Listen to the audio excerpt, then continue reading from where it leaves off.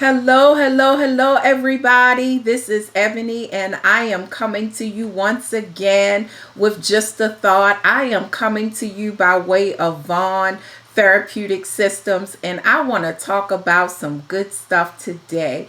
For those of you who know, I have a private practice in Owens Mills, Maryland, and I provide mental health services to adults, children, and families in the Baltimore County area. And today, I just want to take a few minutes to talk about something that I believe is so important with us, and that is valuing your voice. Okay. Now, there are so many different ways that this topic could really be expressed, but I want to talk about something that I know many of us struggle with. And what I want to talk about is the importance of communicating. But communicating, I want to kind of make some distinct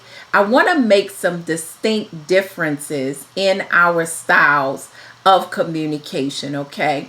You know, many of us, we are either very direct in our communication style, or we are very reserved in our communication style. There is a flip side to that. For the flip side to direct is some of us are extremely confrontational, right? But we think we are direct people, okay? On the other hand, some of us are very passive in our communication, but we describe it as reserved. You see how, sometimes, there is a flip side to our styles of communication. And I want to talk a little bit about that, okay? I want to talk to that person who is gregarious, outgoing. I want to talk to that person that doesn't mince words and, that's very loose with their opinions and their conversations. And, they find themselves speaking up and speaking out often. And quite frankly, that person who when they open their mouth, they tend to get in some trouble, right? I want to talk to that person first, because I believe, for many of us who are very outgoing and, don't have a problem speaking our mind and voicing our opinion, I think that there is tremendous value in that.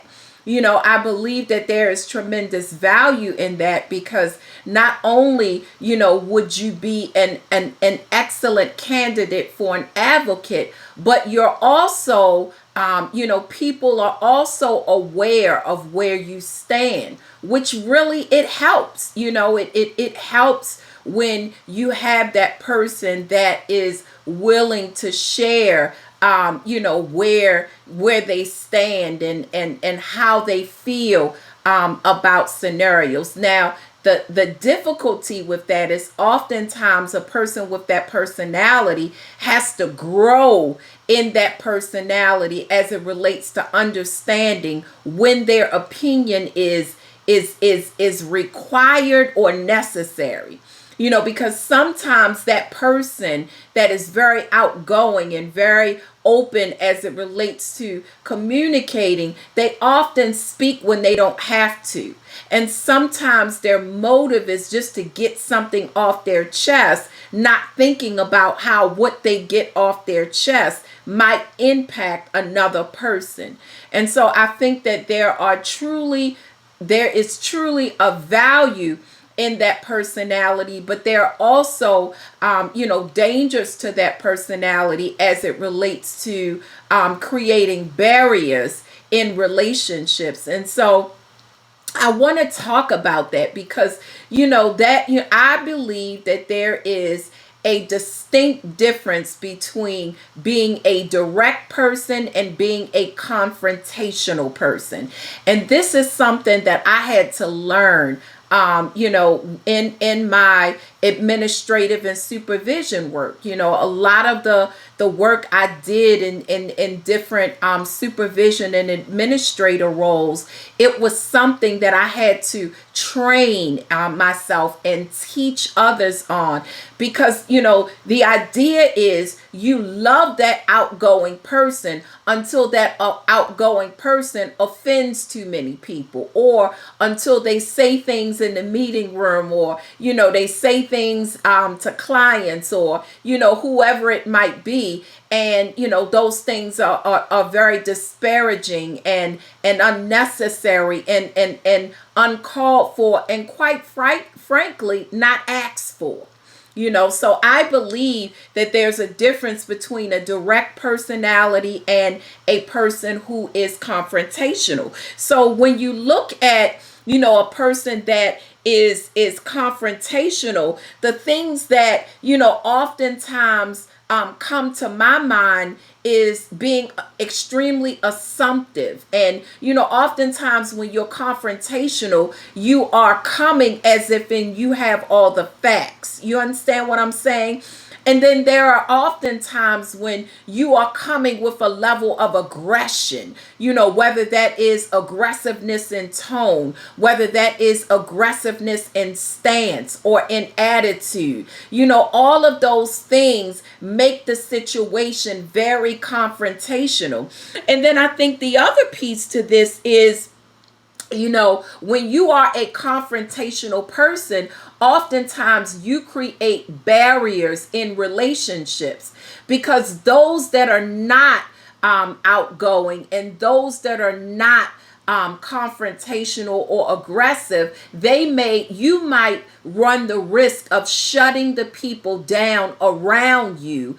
And and that is creating a barrier, because what happens is, if you are aggressive in your tone, people may not receive that well.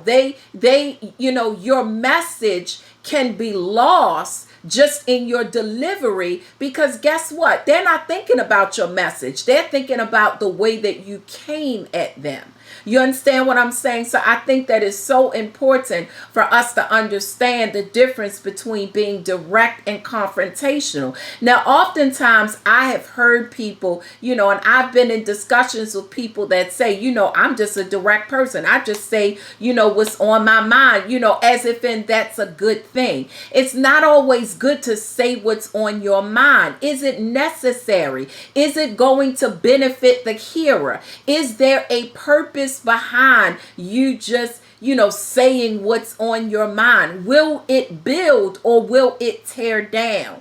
So a lot of times when we look at these things, it's important for us to understand that. And I have met, including myself, so many people that that have this "I'm a direct person" claim to fame, but when you really look at it, they're confrontational, and there is a difference. And I think that the balance in that is understanding what that is. When you look at a direct person, you're looking at someone that is oftentimes decisive and distinct with their words. There is an aim in mind. Look at the definitions. When you look at the definitions of confrontational and also direct, they are very different as it relates to its scope and its focus.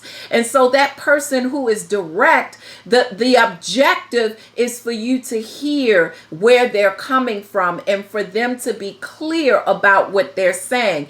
And I think that there is value in that. But there has to be a balance, and then on the other hand, you oftentimes have people who are extremely reserved and unwilling, to share what's on their mind. And oftentimes they are the quietest people in the room. They're the ones that will not ever speak up. They'll let everybody talk around them, even if they have great ideas and great things to say.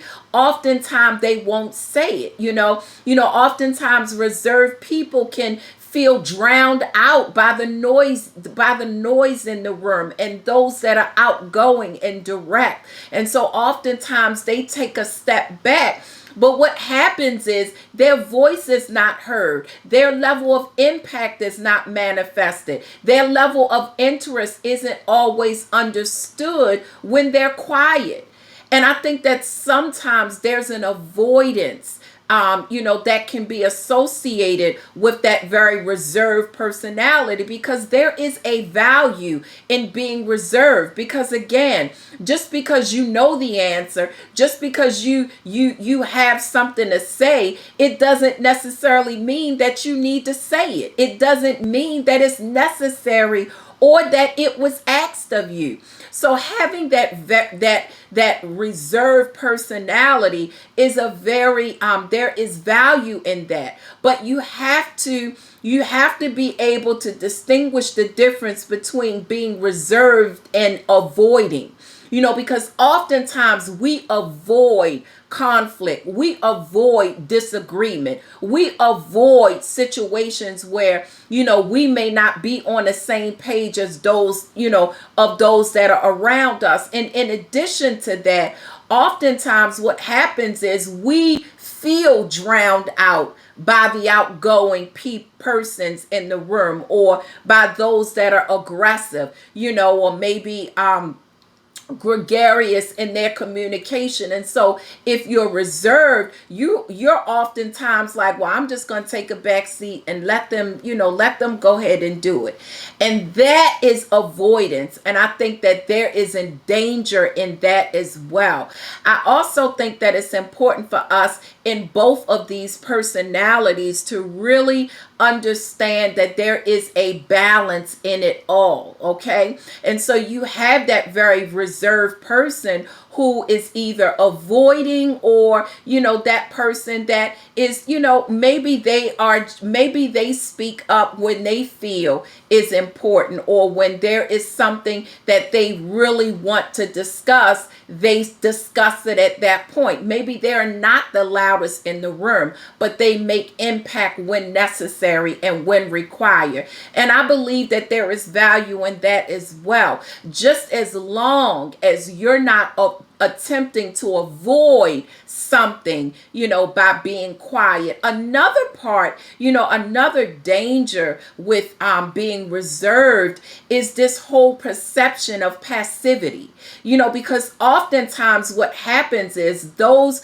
who prefer to take a back seat, and for those who will oftentimes not speak up for themselves, what happens is there is a perception that you are not going to you are not going to be honest about where you stand and what has offended you. And so oftentimes people can do things to you and you will not address it because you are simply avoiding the conflict, or you are not confident and comfortable enough to speak up for yourself. And I want you to think about that. If you are that reserved person, if you are that one that oftentimes will remain quiet in the room, have there been times in your life when you should have spoken up and you didn't?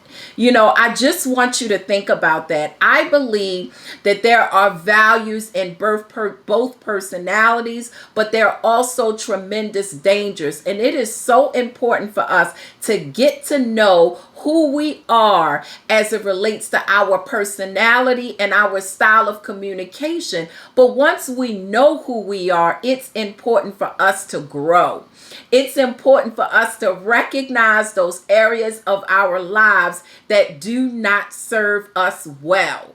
You have to think about those areas in your life that do not serve you well. Yes, I wanted to say that again, because being confrontational creates barriers, okay? But when you are thoughtful and you are intentional on your communication, and you are direct, and you are motivated by peace and by honesty and transparency, oftentimes you build bridges. And so when on one side you can build barriers, and on the other side, if balanced and done well, you can create bridges. And so I just wanted to talk about those differences in our personalities and communication styles, because I believe that it is so important. And really, it's just about growing, guys. It's about understanding